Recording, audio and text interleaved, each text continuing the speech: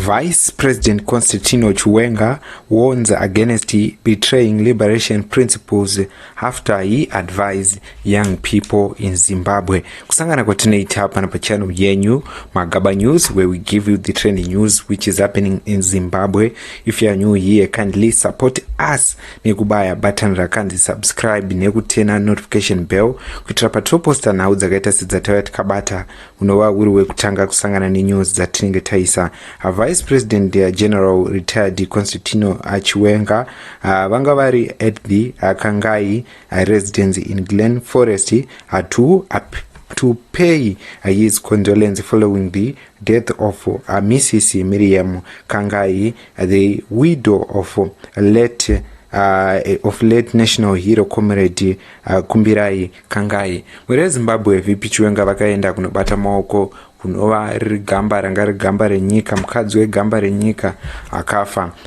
Popa wakaenda ku Glen Forest, asi vari ikoko vane speech yavakapa yakasiya ya abatwa nemacitizen akanyanya, yanga iri a message yavaiendesa kumacitizen emunyika yeZimbabwe apo vachiti war was about one man one vote. Apo pavaitaura nhau dzemuhondo vachiti muri kuona mayouth emunyika yeZimbabwe, muri kuona war veterans emunyika apera ese, imi mayouth emunyika yeZimbabwe chichengetedzai zvinhu zvakarwirwa war veteran munyika yeZimbabwe. Inova iri nhau yakaita kuti veruzhinji vati mashoko aVP Chiwenga akataurwa pachikuru sezvo munyika yeZimbabwe mune nhau dziri kunetsa dzekuti vamunangagwa varambe vari pachigaro kuchinjwa kwemutemo yakasiyana siyana. Ende VP Chiwenga toziva kuti pavanoita maspeech vanotaura mashoko anova ari mashoko anotenderedzwa munyika yeZimbabwe achiziviswa.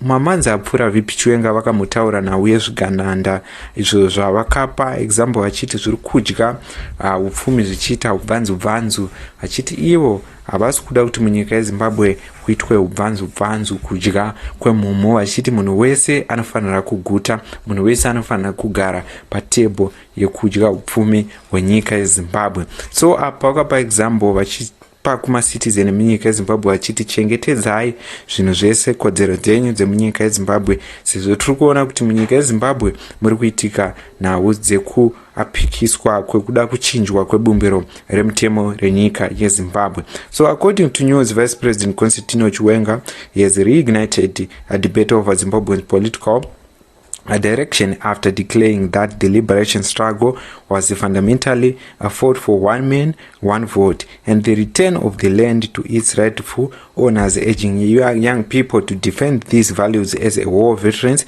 continues to pass on. Chiwenga made the remarks at the funeral of Miriam Kangai, a widow of national hero and a former cabinet minister Kumbirai Kangai, who died in South Africa after battling cancer-related complication and was buried at Green Forest Memorial Park in Harare. Addressing mourners, he said the core objective of the liberation war were self-determination and equitable land distribution, stressing that other grievances were second to the principle that every Zimbabwean must have a voice in choosing national leadership. The liberation struggle was primarily fought for two fundamental reasons: the principle of one man, one vote, and the return of our land. Chiwenga said, adding that the sacrifice made by liberation heroes must never be forgotten. He emphasized that the country was won through bloodshed and sacrifice, describing Zimbabwe as a sacred and urging citizens to safeguard its founding ideals. His remarks comes at a time of heightened national discussions over Constitution Amendment Bills number 3, which proposed granting Parliament the authority to elect the President instead of maintaining the current direct popular vote system. Critics add that such a move would shift away from the one man, one vote principle that underpinned the liberation struggle, while supporters maintain that the amendment is part of a constitutional reforms process subject to parliamentary procedures and public consultation. Chiwenga has in recent months also spoke out against corruption, previously describing corrupt individuals as Zwiganand and warning that looting national resources contradicts the liberation ethos of equitable distribution and justice. He reflect on liberation figures such as Herbert Chitepo, saying their contribution should remain a guiding light for future generation.